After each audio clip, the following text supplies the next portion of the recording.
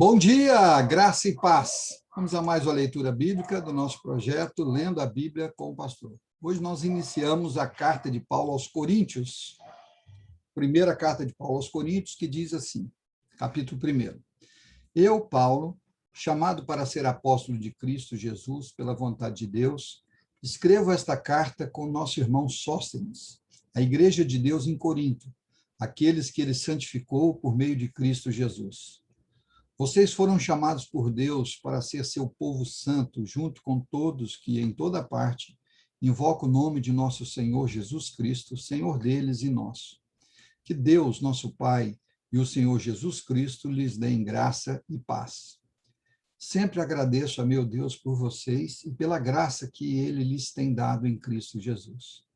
Por meio dele, Deus os enriqueceu em tudo, em toda capacidade de expressão e em todo o entendimento. A mensagem a respeito de Cristo, de fato, se firmou em vocês, uma vez que nenhum dom espiritual lhes falta, quanto esperam ansiosamente pela volta de nosso Senhor Jesus Cristo.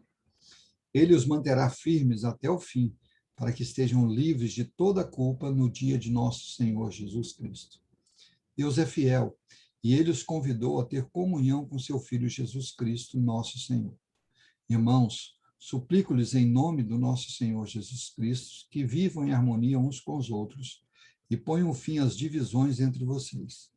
Antes, tenham o mesmo parecer, unidos em pensamento e propósito. Pois alguns membros da família de Cloe me informaram dos desentendimentos entre vocês, meus irmãos. Refiro-me ao fato de alguns dizerem, eu sigo Paulo, enquanto outros afirmam, eu sigo Apolo, ou eu sigo Pedro, ou ainda eu sigo Cristo. Acaso Cristo foi dividido? Será que eu, Paulo, fui crucificado em favor de vocês? Alguém foi batizado em nome de Paulo? Graças a Deus, não batizei nenhum de vocês, exceto Crispo e Gaio, de modo que ninguém pode dizer que foi batizado em meu nome. Sim, também batizei a família de Estéfanas, mas não me lembro de ter batizado mais ninguém, pois Cristo não me enviou para batizar, mas para anunciar as boas novas, e não com palavras de sabedoria humana, para que a cruz de Cristo não perca seu poder.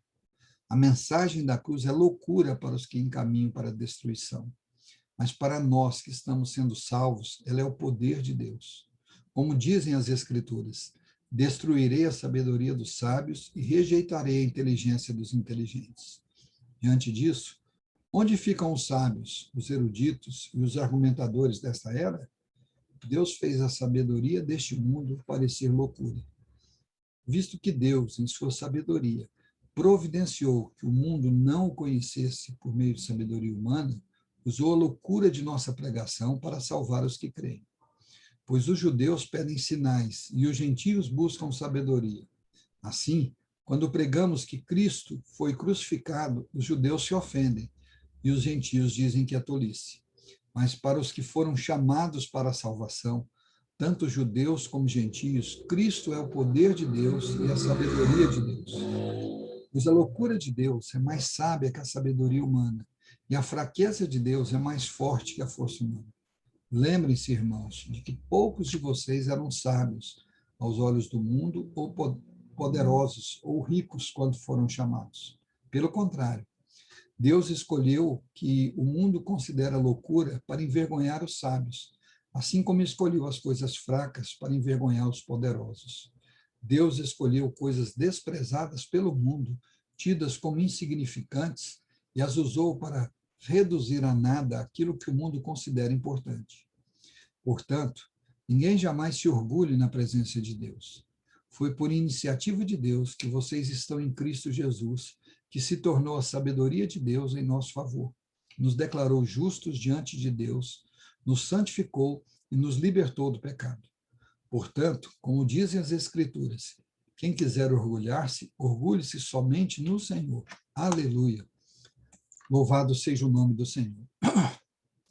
Que o Senhor Jesus complete essa palavra em nossa mente, em nosso coração, e nos dê um dia abençoado na sua presença. Até amanhã com mais um Lendo a Bíblia com o Pastor.